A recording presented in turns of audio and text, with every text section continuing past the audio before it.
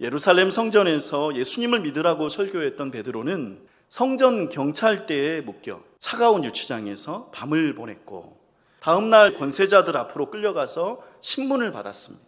베드로는 이렇게 말했다고 했습니다. 나사렛 예수 그리스도의 이름, 당신들이 버리고 죽였던 그 이름이 이 사람을 낫게 했고 구원했다고요.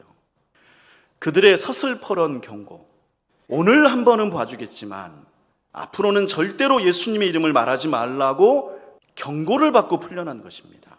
말하자면 집행유예를 받은 셈이죠.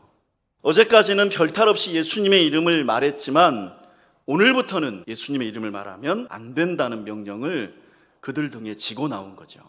그것은 베드로와 요한 두 사람에게만 적용되는 경고가 아니었습니다. 얼마 전에 처음으로 생겨난 교회에 해당하는 문제이기도 했죠. 성령이 주신 특별한 경험을 했던 120명의 성도들, 세례를 받고 신앙생활을 이제 막 시작한 3,000명의 사람들, 그리고 하체마비 거린이 걷고 뛰는 기적을 보면서 예수님을 믿어보겠다고 나섰던 5,000명의 사람들, 그들 모두가 지난 며칠, 몇 초 동안 경험했던 새로운 희망을 버려야 한다는 명령이었습니다. 예수의 이름을 더 이상 말하지 말아라. 예수님의 이름을 더 이상 말하지 않는다면 그런 성도는 더 이상 성도일 수가 없을 것이고 그런 교회는 더 이상 교회가 될 수 없을 테니까 말이죠. 그런 상황에서 교회는 어떻게 했을까요? 사도들이 모임에 그 동료에게 가서 제사장들과 장로들의 말을 다 알리니 사도들은 혼자 고민하진 않았습니다. 그들은 먼저 교회 성도들을 찾아갔습니다. 어떤 이들은 이렇게 제안했을 것 같습니다. 상황이 심각하군요. 당분간 조용히 지냅시다. 내일부터는 전도하지 말고 지금 모인 5,000명도 적지 않은 숫자니까 그들을 지킵시다 라고요. 또 이렇게 말했을 수도 있을 것 같아요. 그것도 위험한 일입니다.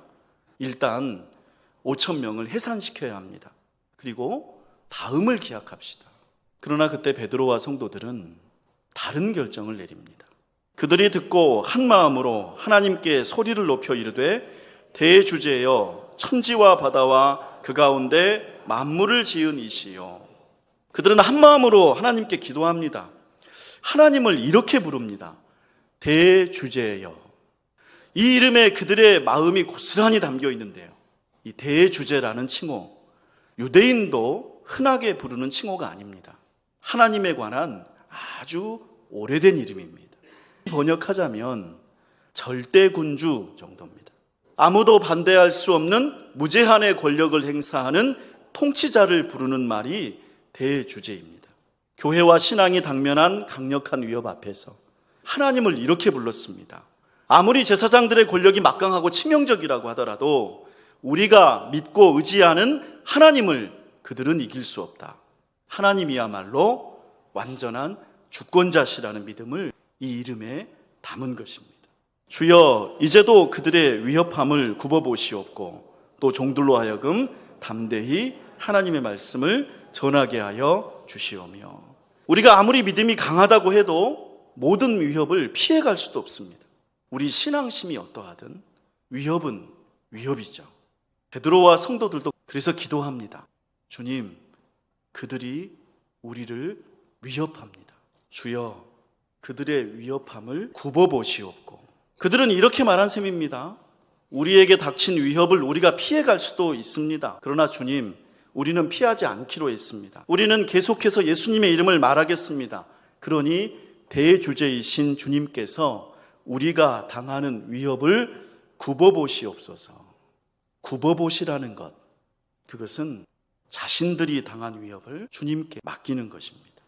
그리고 나서 중요한 부탁을 하는데 또 종들로 하여금 담대히 하나님의 말씀을 전하게 하여 주시오며 손을 내밀어 병을 낫게 하시옵고 표적과 기사가 거룩한 종 예수의 이름으로 이루어지게 하옵소서. 지금 우리가 예수님의 이름으로 하고 있는 이 착한 일을 계속하게 해주세요 라는 부탁이었습니다.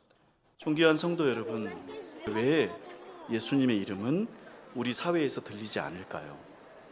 그것은 아마도 우리 기독교인들이 사회에서 예수님의 이름으로 손을 내밀지 않기 때문일 것입니다. 베드로와 성도들의 관심은 오직 하나였습니다. 예수님의 이름이죠. 예수님의 이름으로 이루어지는 일들입니다. 그 일들이 계속되기를 바라는 것뿐입니다. 그래서 하나님의 말씀을 전하는 것과 자신들의 손을 내밀어서 아픈 사람들의 병을 낫게 하는 일을 하나님께 기도한 것이죠. 사람들의 병은 마음에도 있고 인간관계에도 있고 태도에도 있고 습관에도 있고 성품에도 있고 신앙에도 있습니다. 하나님의 말씀을 듣고 말할 때 우리에게 있는 병들은 치유됩니다. 마음의 무거운 짐들은 벗겨지고 관계의 복잡한 얽힘은 풀어집니다. 돌 같은 성품은 부드러워지고 나쁜 습관들은 떠나버립니다. 하나님 말씀의 능력과 은혜로 자유와 건강함을 누리게 되는 것이죠. 그러니 우리가 어떤 상황에서도 멈추지 않고 계속해야 할 일은 예수님의 이름으로 담대히 하나님의 말씀을 전하고 손을 내밀어 병을 낫게 하는 것인 줄로 믿습니다. 예수님의 이름을 찾아오면 누구나 부요해지는 곳, 서로의 필요를 채워주는 곳, 성령으로 충만해지는 곳, 하나님의 말씀으로 우리가 짊어진 병들이 낫는 곳, 그런 곳이 교회입니다. 그런 교회가 되어가기를 축복합니다. 또한 우리 성도님들이 모두 함께 그런 교회를 세워나가시는 줄로 믿습니다.